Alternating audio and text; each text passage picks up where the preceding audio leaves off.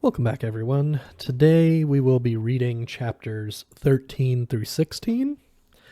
So let's get into it. Chapter 13. Ford Prefect bounded up to the bridge of the Heart of Gold. "Trillian! Arthur!" he shouted. "It's working! The ship's reactivated!" Trillian and Arthur were asleep on the floor. "Come on, you guys! We're going! We're off!" he said, kicking them awake. "Hi there, guys!" twittered the computer. "It's really great to be back with you again, I can tell you. And I just want to say that—" "Shut up," said Ford. "Tell us where the hell we are." "Frogstar World B, and man, it's a dump," said Zaphod, running onto the bridge. "Hi, guys. You must be so amazingly glad to see me you can't even find words to tell me what a cool frood I am." "What a what?" said Arthur blearily, picking himself up from the floor and not taking any of this in. "I know how you feel," said Zaphod. "I'm so great, even I get tongue-tied talking to myself. Hey, it's good to see you, Trillian. Ford, Monkey Man. Hey, computer." "Hi there, Mr. Beeblebrock, sir. Sure is a great honor to—" "Shut up and get us out of here. Fast, fast, fast." "Sure thing, fella. Where do you want to go?" "Anywhere. Doesn't matter," shouted Zaphod. "Yes, it does." "Yes, it does," he said again. "We want to go to the nearest place to eat." "Sure thing," said the computer happily, and a massive explosion rocked the bridge. When Zarnawhoop entered a minute or so later with a black eye, he regarded the 4 wisps of smoke with interest.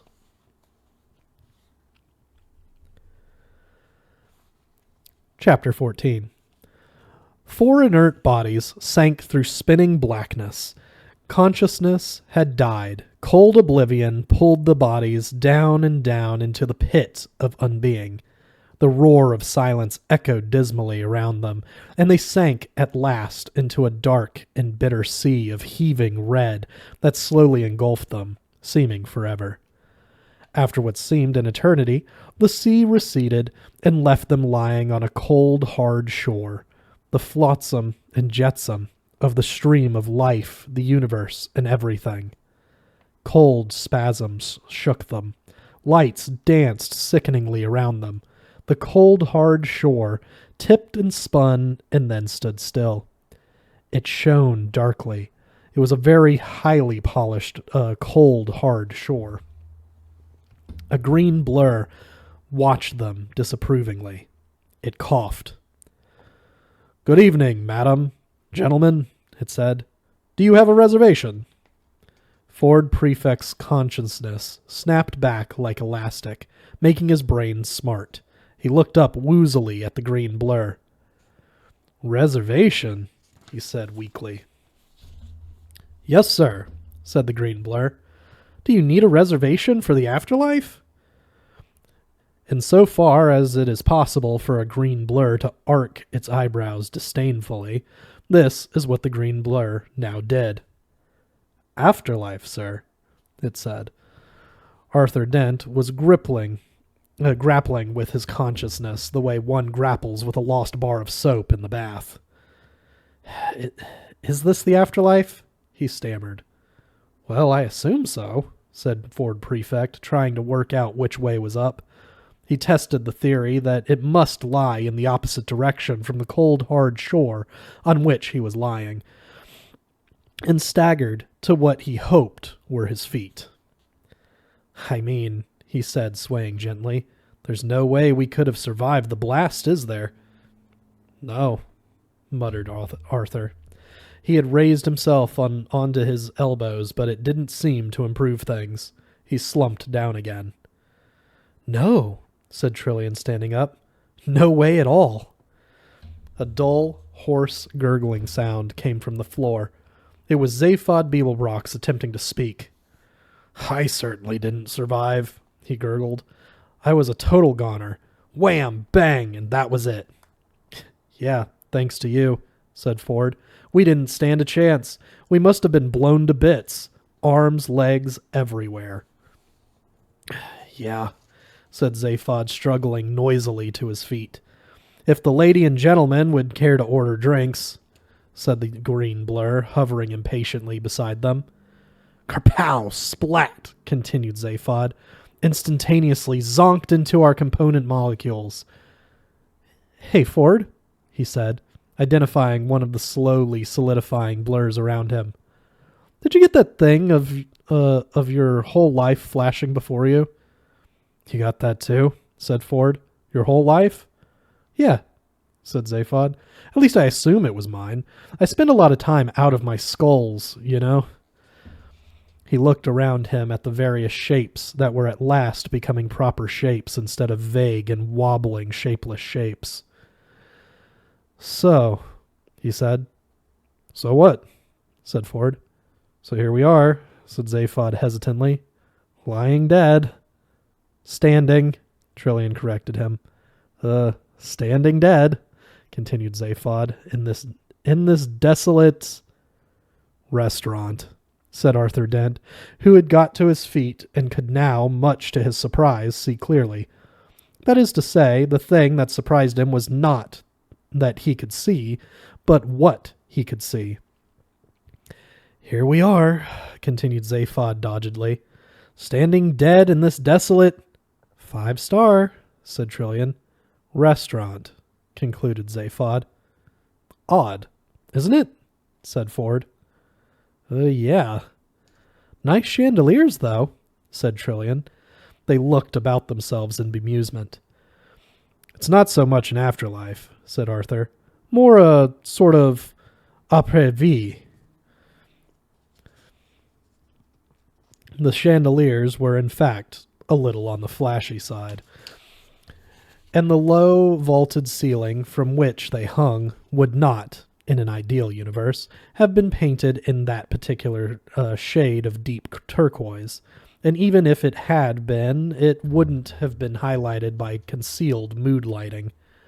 This is not, however, an ideal universe, as was further evidenced by the eye-crossing patterns of the inlaid marble floor, and the way in which the fronting of the 80-yard-long marble-topped bar had been made. The fronting for the 80-yard-long marble-topped bar had been made by stitching together nearly 20,000 Anterian mosaic lizard skins, despite the fact that the 20,000 lizards concerned had needed them to keep their insides in. A few smartly dressed creatures were lounging casually at the bar, or relaxing in the richly colored hugging seats that were deployed here and there about the bar area. A young Volhung officer and his green, steaming young lady passed through the large smoked glass doors at the far end of the bar into the dazzling light of the main body of the restaurant beyond. Behind Arthur was a large curtained bay window. He pulled aside the corner of the curtain and looked out at a bleak and dreary landscape, gray, pockmarked, and dismal.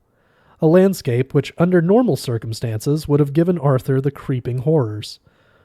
These were not, however, normal circumstances, for the thing that froze his blood and made his skin try to crawl up his back and off the top of his head was the sky. The sky was... An attendant flunky politely drew the curtain back into place. All in good time, sir, he said. Zaphod's eyes flashed. Hey, wait a minute, you dead guys, he said. I think we're missing some ultra-important thing here, you know? Something somebody said and we missed it. Arthur was profoundly relieved to turn his attention from what he had just seen. He said, I said it was sort of après... Yeah, and don't you wish you hadn't, said Zaphod. Ford? I said it was odd. Yeah, shrewd, but dull. Perhaps it was. Perhaps, interrupted the green blur, who had, by this time, resolved into the shape of a small, wizened, dark-suited green waiter. Perhaps you would care to discuss the matter over drinks? Drinks! cried Zaphod. "That was it! See what you miss if you don't stay alert." "Indeed, sir," said the waiter patiently. "If the lady and gentleman would care to take drinks before dinner." "Dinner!" Zaphod exclaimed with passion. "Listen, little green person, my stomach could take you home and cuddle you all night for the mere idea." "And the universe," continued the waiter, determined not to be deflected on his home stretch, "will explode later for your pleasure." Ford's head swiveled slowly toward him. He spoke with feeling. "Wow," he said. "What sort of drinks do you serve in this place?" The waiter laughed a polite little waiter's laugh. "Ha ha," he said. I think sir has perhaps misunderstood me." "Oh, I hope not," breathed Ford. The waiter coughed a polite little waiter's cough. "It is not unusual for our customers to be a little disoriented by the time journey," he said. "So if I might suggest—" "Time journey?" Zaphod, Ford, and Trillian said. "You mean this isn't the afterlife?" said Arthur. The waiter smiled a polite little waiter's smile. He had almost exhausted his polite little waiter repertoire, and would soon be slipping into his role of a rather tight-lipped and sarcastic little waiter. "Afterlife, sir," he said. "No, sir." "And we're not dead?" said Arthur. The waiter tightened his lips. He said, "Sir is most evidently alive. Otherwise I would not attempt to serve, sir." In an extraordinary gesture, which it is pointless attempting to describe, Zaphod Beeblebrox slapped both his foreheads with two of his arms and one of his thighs with the other. "Hey guys," he said, "this is crazy. We did it. We finally got to where we were going. This is Milliways." "Milliways?" said Ford. "Yes, sir," said the waiter, laying on the patients with a trowel. "This is Milliways, the restaurant at the end of the universe." "End of what?" said Arthur. "The universe," repeated the waiter, very clearly and unnecessarily distinctly. "When did that end?" said Arthur. "In just a few minutes, sir," said the waiter. He took a deep breath. He didn't need to do this, since his body was supplied with the particular assortment of gases it required for survival from a small intravenous device strapped to his leg. There are times, however, when whatever your metabolism, you have to take a deep breath. "Now, if you would care to order your drinks at last," he said, "I will then show you to your table." Zaphod grinned two manic grins, sauntered over to the bar, and bought most of it.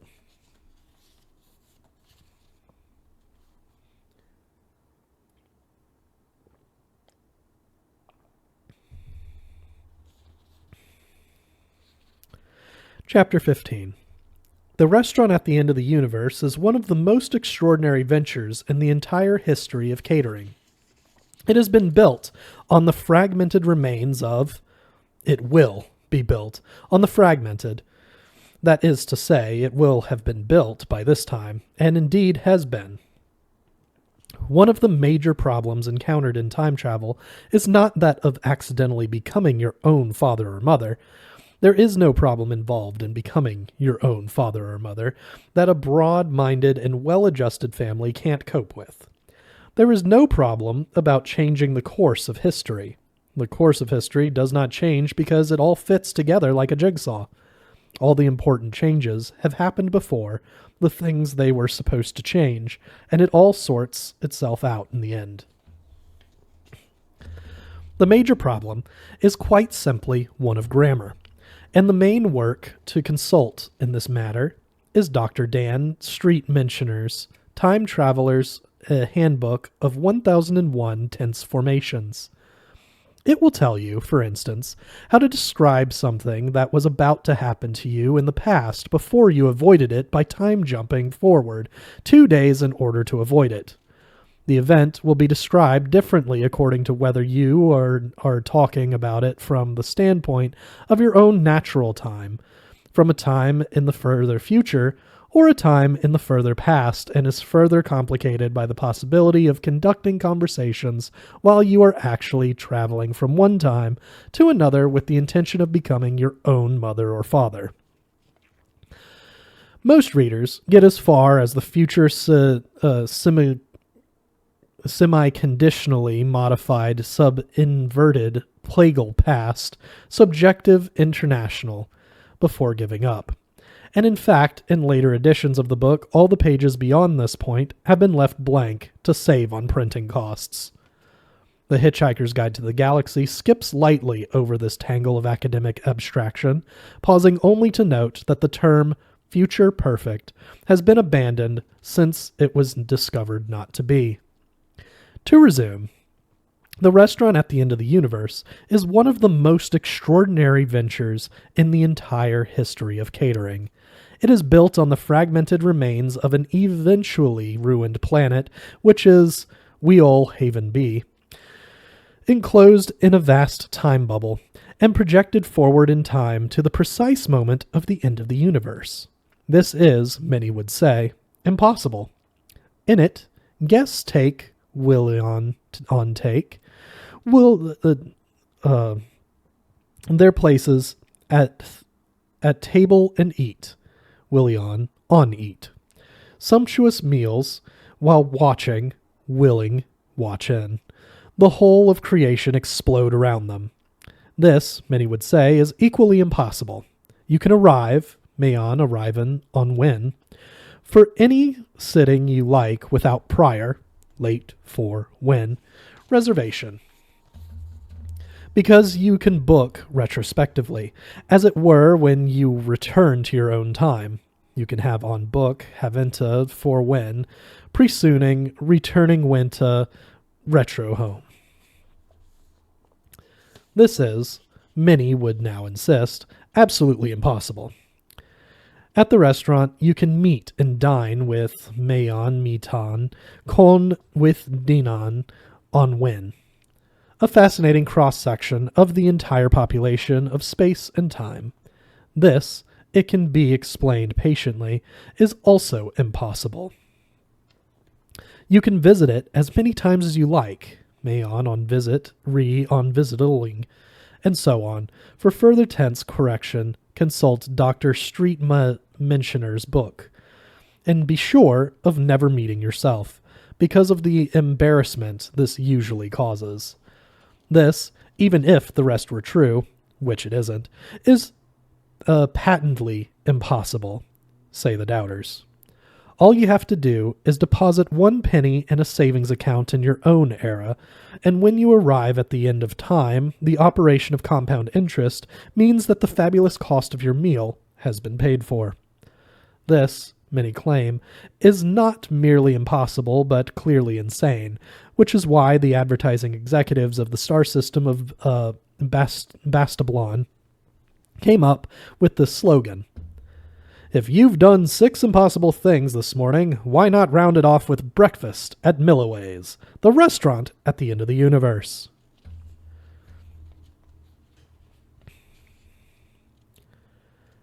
Chapter 16.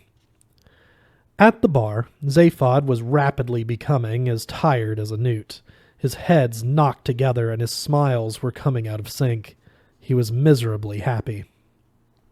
Zaphod, said Ford, while you're still capable of speech, would you care to tell me what the photon happened? Where have you been?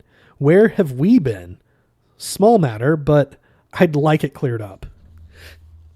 Zaphod's left head sobered up, leaving his right to sink further into the obscurity of drink. Yeah, he said, I've been around. They want me to find the man who rules the universe, but I don't care to meet him. I believe the man can't cook. His left head watched his right head saying this, and then nodded. True, it said. Have another drink. Ford had another pan-galactic gargle blaster, the drink which had been described as the alcoholic equivalent of a mugging, expensive and bad for the head. Whatever had happened, Ford decided, he didn't really care too much. Listen, Ford, said Zaphod, everything's cool and fruity. You mean everything's under control? No, said Zaphod. I do not mean everything's under control. That would not be cool and fruity. If you want to know what happened, let's just say I had the whole situation in my pocket, okay? Ford shrugged. Zaphod giggled into his drink. It frothed up over the side of the glass and started to eat its way into the marble bar top. A wild-skinned sky gypsy approached them and played electric violin at them until Zaphod gave him a lot of money and he agreed to go away again. The gypsy approached Arthur and Trillian, sitting in another part of the bar. I don't know what this place is, said Arthur, but I think it gives me the creeps. Have another drink, said Trillian. Enjoy yourself. Which, said Arthur, the two are mutually exclusive. Poor Arthur. You're not really cut out for this life, are you? You call this life? You're beginning to sound like Marvin. Marvin's the clearest thinker I know. How do you think we make this violinist go away? The waiter approached. Your table is ready, he said. Seen from outside, which it never is, the restaurant resembles a giant glittering starfish beached on a forgotten rock. Each of its arms house the bars, the kitchens, the force field generators which protect the entire structure, and the decayed hunk of planet on which it sits, and the time turbines which slowly rock the whole affair backward and forward across the crucial moment. In the center sits the gigantic golden dome, almost a complete globe, and it was into this area that Zaphod, Ford, Arthur, and Trillian now passed. At least 5 tons of glitter alone had gone into it before them, and covered every available surface. The other surfaces were not available because they were already encrusted with jewels, precious seashells from Santraginus, gold leaf, mosaic tiles, lizard skins, and a million unidentifiable embellishments and decorations. Glass glittered, silver shone, gold gleamed. Arthur Dent goggled. Wowee, said Zaphod. Zappo! Incredible, breathed Arthur. The people, the things.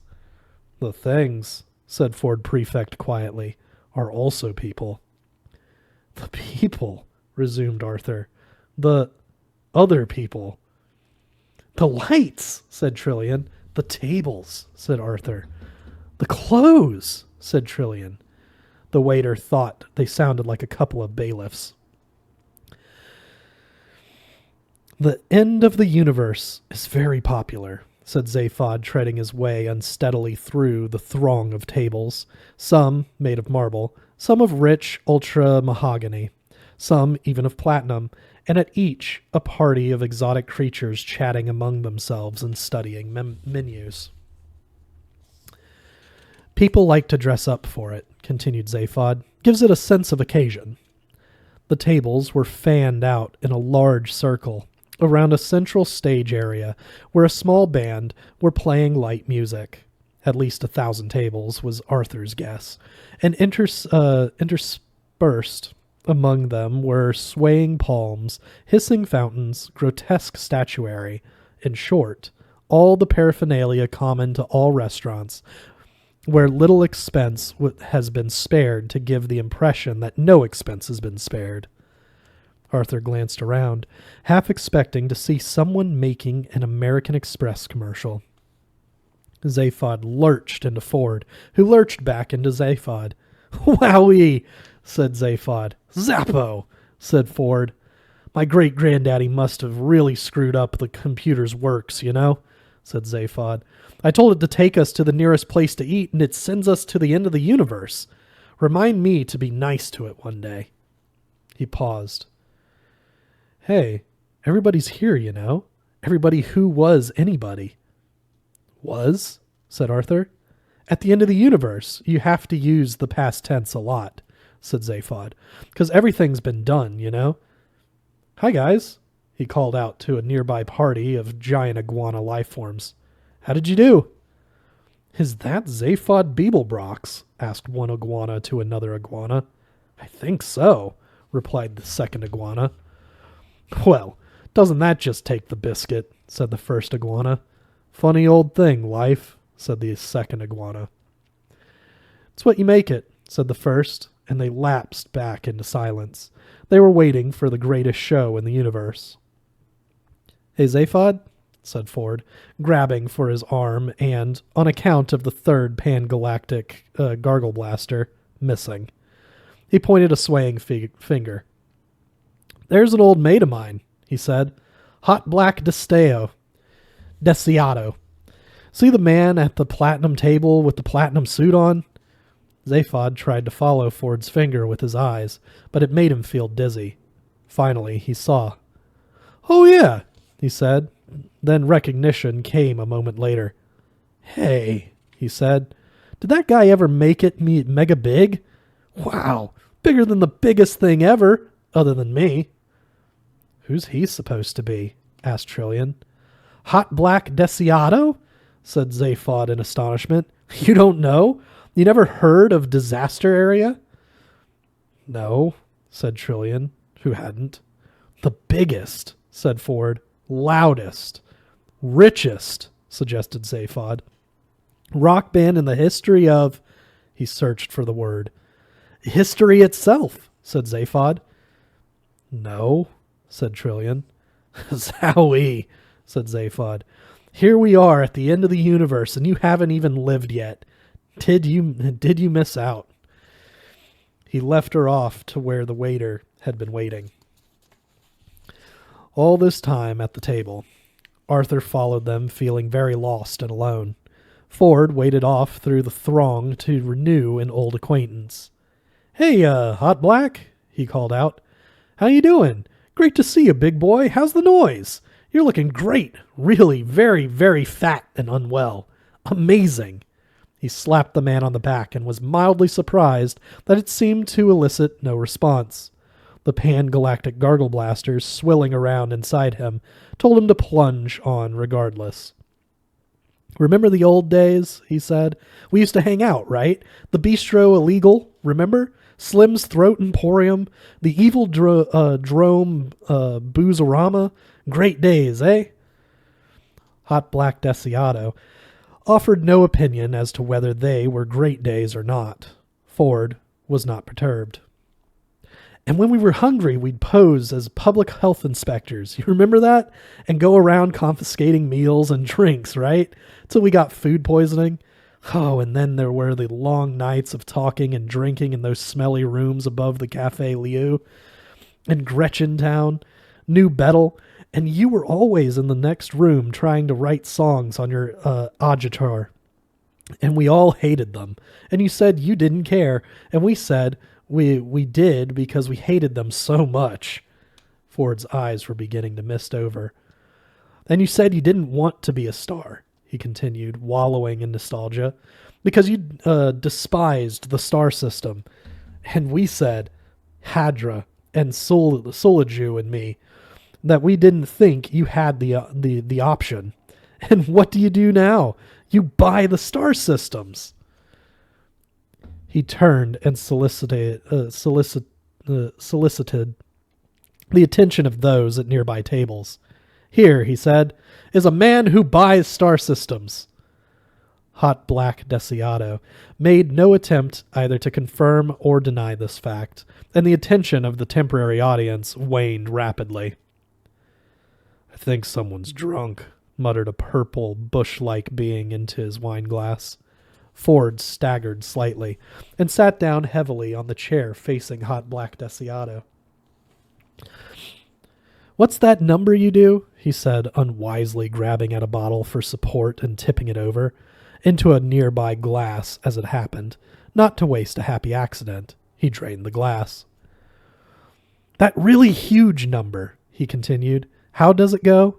Bwarm, bwarm, bwarm. Something, and in the stage act you do it, ends up with the ship crashing right into the sun, and you actually do it? Ford crashed his fist into his other hand to illustrate this feat graphically. He knocked the bottle over again. "Ship, son, wham bang!" he cried.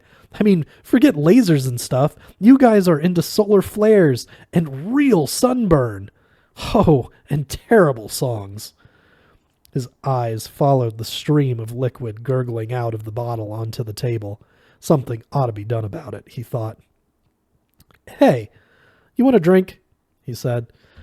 It began to sink into his squelching mind that something was missing from this reunion, and that the missing something was in some way connected with the fact that the fat man sitting opposite him in the platinum suit and the silvery hat had not yet said, "Hi, Ford," or "Great to see you after all this time," or, in fact, anything at all. More to the point, he had not yet even moved. "Hot Black?" said Ford. A large, meaty hand landed on his shoulder from behind and pushed him aside. He slid gracelessly off his seat, and peered upward to see if he could spot the owner of this discourteous hand. The owner was not hard to spot, on account of his being something of the order of 7 feet tall and not slightly built with it. In fact, he was built the way one builds leather sofas, shiny, lumpy, and with lots of solid stuffing. The suit into which the man's body had been stuffed looked as if its only purpose in life was to demonstrate how difficult it was to get this sort of body into a suit. The face had the texture of an orange and the color of an apple, but there the resemblance to anything sweet ended. "Kid," said a voice which emerged from the man's mouth as if it had been having a really rough time down in his chest. Yeah?" said Ford conversationally. He staggered back to his feet again and was disappointed that the top of his head didn't come further up the man's body. "Beat it," said the man. "Oh, yeah?" said Ford, wondering how wise he was being. "And who are you?" The man considered this for a moment. He wasn't used to being asked this sort of question. Nevertheless, after a while, he came up with an answer. "I'm the guy who's telling you to beat it," he said, "before you get it beaten for you." "Now listen," said Ford nervously. He wished his head would stop spinning, settle down, and get to grips with the situation. "Now listen," he continued. "I am one of Hot Black's oldest friends, and—" He glanced at Hot Black Desiato, who still hadn't moved so much as an eyelash. "And," said Ford again, wondering what would be a good word to say after. "And—" The large man came up with a whole sentence to go after. "And," he said it. "And I am Mr. Desiato's bodyguard," it went. "And I am responsible for his body, and I am not responsible for yours. So take it away before it gets damaged." "Now wait a minute," said Ford. "No minutes," boomed the bodyguard. "No waiting. Mr. Desiato speaks to no one." "Well, perhaps you'd let him say what he thinks about the matter himself," said Ford. "He speaks to no one," bellowed the bodyguard. Ford glanced anxiously at Hot Black again, and was forced to admit to himself that the bodyguard seemed to have the facts on his side. There was still not the slightest sign of movement, let alone keen interest in Ford's welfare. "Why?" said Ford. "What's the matter with him?" The bodyguard told him. That's it for this week. We will see you guys next week with Chapter 17.